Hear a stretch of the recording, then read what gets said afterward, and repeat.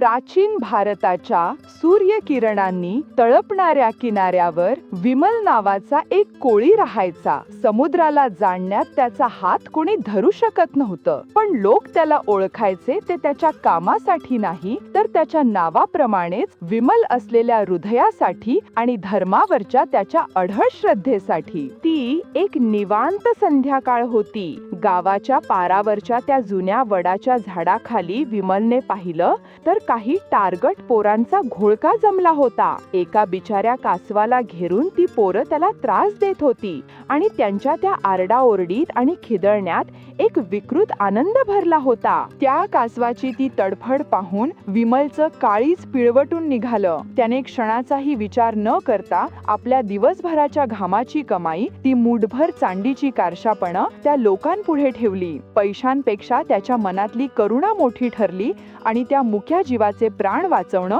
त्याला जास्त महत्वाचं वाटलं. त्या वाचवलेल्या इवल्याशा जीवाला ओंजळीत घेऊन विमल निघाला होता थेट त्या अथांग सागराच्या कुशीत सोडायला, जिथे खुद्द वरुण देवाचं राज्य आहे. त्या सागराला तो जीव परत देताना विमलने मनोमन त्याच्या दीर्घायुष्याची प्रार्थना केली. विमलनं त्या लहानशा जीवाला वाहत्या पाण्यात सोडून दिलं. तो नजरेआड होईपर्यंत त्याला न्याहाळत मनातल्या मनात त्याच्या भल्याची प्रार्थना करत राहिला. त्याला उदंड आयुष्य लाभो हीच एक सदिच्छा त्याच्या ओठी होती आणि त्याच वेळी त्याच्या काळजात एक आश्वासक शांतता हळूवारपणे पसरली. दुसऱ्या दिवशी सकाळी विमलची नाव समुद्रात आजवर गेली नव्हती, इतकी लांबवर पोहोचली होती. काल केलेल्या एका पुण्याईमुळे त्याचं मन अगदी पिसासारखं हलकं झालं होतं आणि एक विलक्षण शांतता त्याला अनुभवायला मिळत होती. समोर पसरलेलं पाणी सूर्यकिरणांनी जणू वितळलेल्या सोन्यासारखं झळाळून उठलं होतं. आणि तेवढ्यात जसा काही मंदिरातला पवित्र घंटानाद व्हावा तसा एक मधुर आवाज त्या लाटांवरून घुमत आला. पाहतो तर काय, तोच जीव, पण आता त्याचं रूप अवाढव्य आणि इतकं दिव्य झालं होतं की डोळ्यांवर विश्वासच बसत नव्हता. तो थेट त्याच्या नावेच्या बाजूलाच काण्यामधून वर आला होता. तो अद्भुत जीव त्याच्या भारदस्त गंभीर आवाजात म्हणाला, हे वीर विमल, तुझ्या चांगुलपणामुळेच आज मला जीवदान मिळालंय. मी प्रत्यक्ष सागर देव वरुण यांचा दूत आहे आणि थेट वरुण लोकातून आलोय. आता तुझ्या ह्या सत्कर्माचं फळ तुला देण्यासाठी मी तुला मार्ग दाखवायला आलो आहे. तो दैवी शिंपला बघून विमलचं मन आश्चर्याने आणि कौतुकाने दाटून आलं. तो त्यावर स्वार होताच समुद्राने स्वतः दुभंगून त्यांना आत येण्याचा मार्ग मोकळा करून दिला. त्यांनी झेप घेतली ती थेट पाण्याखालच्या एका वेगळ्याच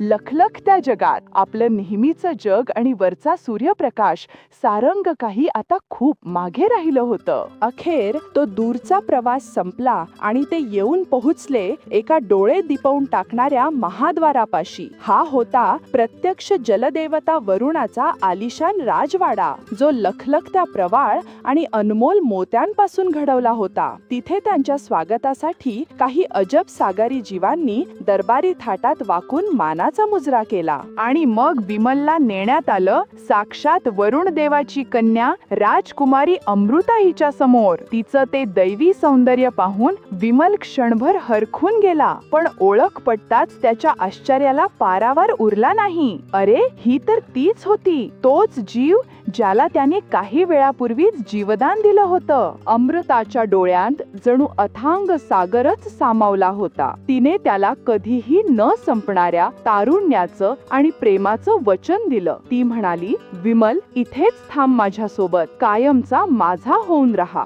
या जगात दुःखाची सावली सुद्धा तुला शिवणार नाही. मंत्रमुग्ध झालेल्या विमलने अखेर आपल्या नशिबाला स्वीकारलं आणि मग काय, काळाच्याही पलीकडच्या त्या वरुण लोकात एका डोळे दिपवणाऱ्या दिव्य सोहळ्यात त्या दोघांची गाठ जन्मोजन्मासाठी बांधली गेली.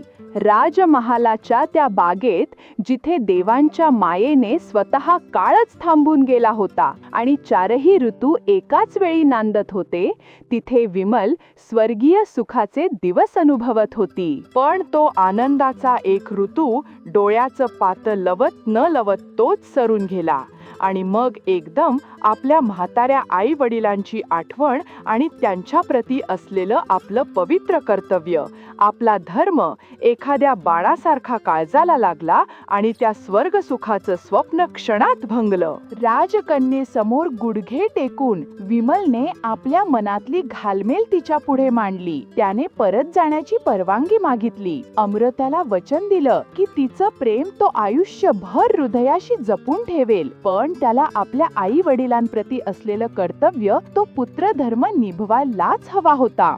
डोळ्यात अश्रू आणि दाटून आलेल्या कंठाने राजकुमारीने त्याला शेवटची अमूल्य भेट दिली. ती होती चंदनाच्या लाकडाची एक सुंदर नक्षीदार पेटी. तिचंच नाव कालपात्र, म्हणजे काळाचं ते भांडार ज्यात कित्येक युगांचं सार सामावलेलं होतं. दुःखानं तिचा कंठ दाटून आला होता, पण तरीही अत्यंत धीर गंभीर आवाजात ती म्हणाली, विमल, ही पेटी घे, पण आपल्या प्रेमाची आण आहे तुला. तू ही पेटी कधीही उघडणार नाहीस, कारण या पेटीत साक्षात काळ बंदिस्त आहे. विमल किनाऱ्यावर परतला खरा, पण तो किनारा आता पूर्णपणे अनोळखी होता. तिथल्या एका आजोबांनी त्याला जे सांगितलं ते ऐकून त्याच्या पायाखालची जमीनच सरकली. ते म्हणाले की विमल नावाचा कोळी तर 300 वर्षांपूर्वीच समुद्रात नाहीसा झाला होता. आता त्याचं आयुष्य म्हणजे फक्त एक विसरून गेलेली दंतकथा होती. हताश होऊन विमलने अखेर वचन मोडलं आणि त्या शापित काळपत्राला उघडलं. त्यातून आत कोंडून ठेवलेली कित्येक वर्ष घेऊन पांढऱ्या धुराचा एक लोट वेगाने वर उसळला आणि पाहता पाहता विमलला गिळून गेला. बघता बघता विमलचं शरीर खंगून जाऊ लागलं. जणू काही समुद्राने दिलेलं वरदानच त्याच्या देहातून उतरलं होतं. मातीचं शरीर अखेर मातीला मिळणार होतं, कारण खुद्द काळाने आपलं हक्काचं आयुष्य परत वसूल केलं होतं आणि त्या निर्जन किनाऱ्यावर त्याच्या नशिबाचा फैसला कायमचा लिहिला गेला.